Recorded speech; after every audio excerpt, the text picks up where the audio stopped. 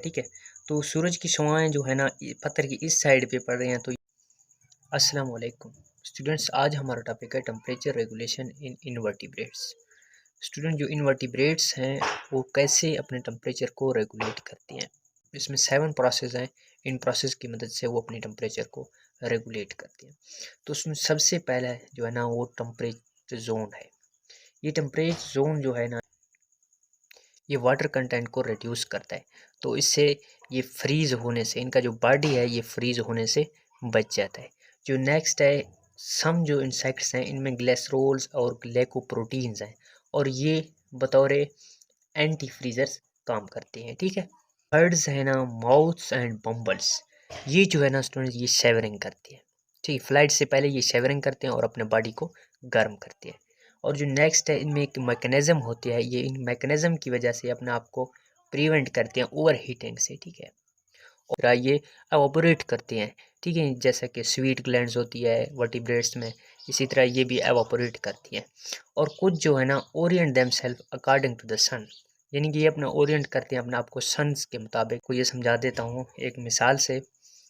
तो ये एक पत्थर है स्टूडेंट्स, यहाँ सूरज है। ठीक है।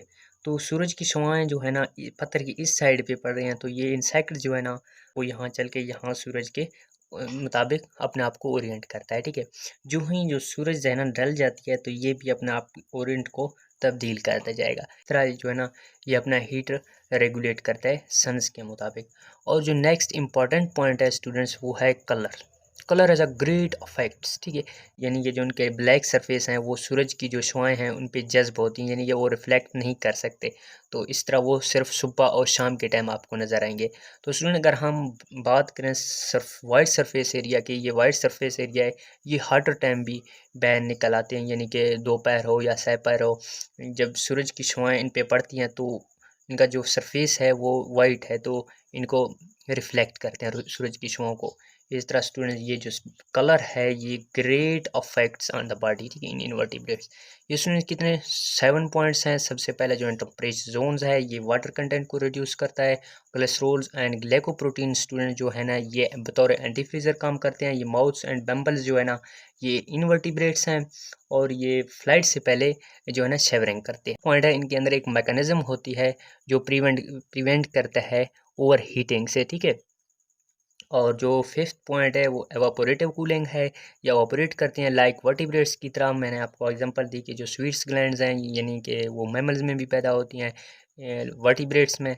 इस तरह इनमें भी ये प्रोसेस होती है। ओरिएंट देमसेल्व्स अकॉर्डिंग द सन, ये सन के मुताबिक से अपने आप को ओरिएंट करते हैं। और जो लास्ट है स्टूडेंट वो कलर है। Colour has a great effects, क्योंकि वजह ये है जो ब्लैक सरफेस है reflect less radiant than white surface.